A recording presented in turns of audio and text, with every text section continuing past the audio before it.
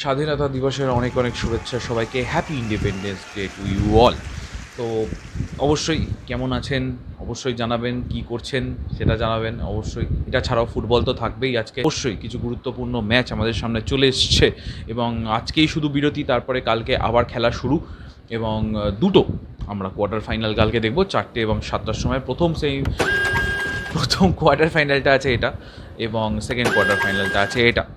East Bengal মাঠে নামছে, east Bengal নিয়ে কথা হবেই, বাট এইটাও খুব ইন্টারেস্টিং হবে এবং তার কারণ হচ্ছে যে একটা দল যে সব থেকে বেশি গোল করেছে এই মুহূর্তে ডুরান্ড কাপে, যারা শুধু অ্যাটাকই বোঝে আর কিছুই বোঝে না, তো তাদের সাথে এমন একটা দলের খেলা যারা আবার কাউন্টার অ্যাটাকে খুব ভালো, প্রত্যেকটা ম্যাচে গোল কনসিড করেছে, এটা একটা ব্যাপার আছে। এবং এক লাস্ট ম্যাচটা তো তারা নিরোকার এগেনস্টে হেরেইছে।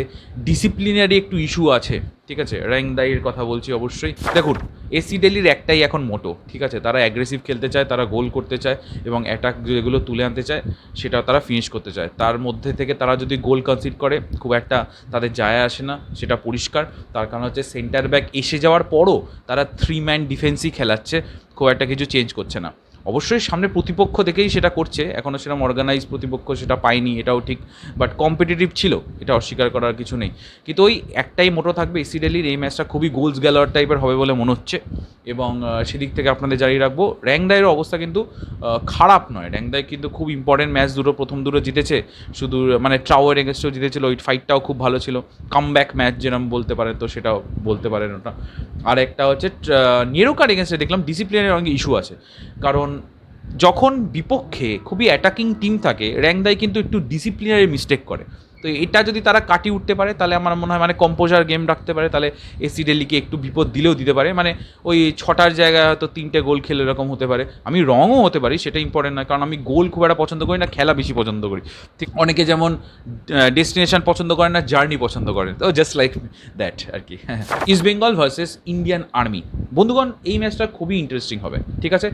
আফটারা মানে 3টে ম্যাচের পর, ডুরান্ডের 3টে ম্যাচের পর ফার্স্ট এমন একটা দলকে হয়তো ইস্ট বেঙ্গল ফেস করতে চলেছে যেটা খুব অর্গানাইজ হবে। জিততে কঠিন হবে কি হবে না তার তো পুঙ্খানুপুঙ্খ আলোচনা পরবর্তীকালে করবো, বাট কিছু বেসিক জিনিস আছে সেটা তুলে ধরা উচিত, কারণ অপোনেন্টকে সবসময় রেসপেক্ট করা উচিত। আমি আগেই বলছিলাম যে কার পক্ষে কে হবে সেটা নিয়ে আগে করে দেওয়ার থেকে ডুরান্ডের জন্য অপেক্ষা করা ভালো। ডুরান্ড কর্তৃপক্ষ যখন জানাবেন তখনই এটা শিওর পাওয়া যায় এবং প্রত্যেক টুর্নামেন্টের ক্ষেত্রে কিন্তু তাই হয়, ঠিক আছে, অত তাড়াহুড়ো করার কিছু প্রয়োজন নেই, তারা জানাবেন কার সাথে কে খেলবে। সুতরাং সেটাই আমি বলছিলাম এবং দেখুন পরবর্তীকালে প্রতিক্রিয়া তো আসতে শুরুই করে দিয়েছে। প্রতিক্রিয়া জানি এখন কোনো লাভ নেই, ঠিক আছে, ফিক্সচার এসে গেছে, খেলতে হবে। তো পয়েন্টে আসি, ACL 2 এর যে ম্যাচটা আমরা দেখলাম প্রিলিমিনারি স্টেজের, অবশ্যই কোয়ালিফিকেশনের যে ম্যাচটা, তো সেটা কিন্তু ইস্ট বেঙ্গল কাউন্টার অ্যাটাক নির্ভর খেলা খেলেছে। তো কাউন্টার অ্যাটাক নির্ভর খেলা তো ডুরান্ডে তারা খেলছে না, তাদের আবার স্ট্র্যাটেজি চেঞ্জ করতে হবে এবং অ্যাটাকেই যেতে হবে। এবং আবার বলছি, ধৈর্য উইল বি আ কি, ঠিক আছে, পেশেন্স উইল বি দ্য কি, বাংলা ইংরেজি মিশিয়ে এরকম বলাটা উচিত না, বাট ধৈর্যটা খুব ইম্পর্টেন্ট হবে ইস্ট বেঙ্গলের অ্যাটাকারদের জন্য। এবং সেখানে আবার সেই ট্রায়ো, আবার নাম বলবো, পিভি বিষ্ণু, জেসিন টিকে, এডমান্ড, এই জুটিটা, বা জেসিন বিষ্ণু বা বিপিন, বা এডমান্ড জেসিন বা বিপিন, এই জুটিটা উইল বি কি আমার মনে হয়।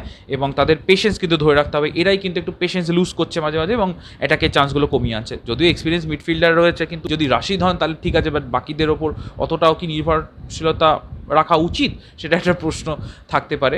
বাট কথাটা হচ্ছে ইম্পর্টেন্ট এটা না, ইম্পর্টেন্ট হচ্ছে প্রত্যেক ম্যাচে আপনাকে টিম গেম খেলতে হবে, প্রত্যেক ম্যাচে একক নৈপুণ্যতায় ম্যাচ বেরোবে না, বাট কিছু কিছু কি পয়েন্ট কিন্তু আছে, সেটা হচ্ছে মেন ইস্ট বেঙ্গলকে পেশেন্স রাখতে হবে।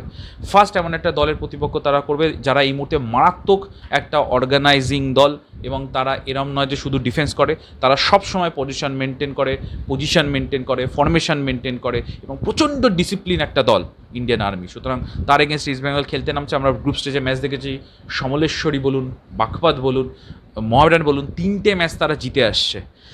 মোহামেডান ম্যাচে তারা পিছিয়ে পড়েছিল, তাও ফিরেছে। এবং একটা প্লেয়ারের দিকে নজর রাখতে হবে, যেটা হচ্ছে ক্রিস্টোফার, আই থিঙ্ক, আমি যদি খুব ভুল না করি, নামটা আমি দিয়ে দেবো।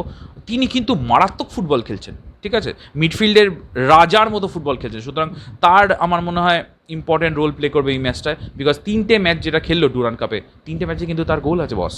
আর ইস্ট বেঙ্গলের জন্য গুরুত্ব হবে সেট পিস থেকে কিন্তু গোল পেতে হবে, যেটা আমরা ACL 2 প্রিলিমিনারি স্টেজ ম্যাচটা দেখেছি, যে রাশিদ ওই মুহূর্তে খুবই ভালো একটা ফ্রি কিক নিয়েছিলেন। ও মাই গড, যে আধুনিক ফুটবলে যেগুলো মেন জিনিস বা হাতিয়ার, যেমন সেট পিস, এটা ইস্ট বেঙ্গলকে গুরুত্ব দিতে হবে।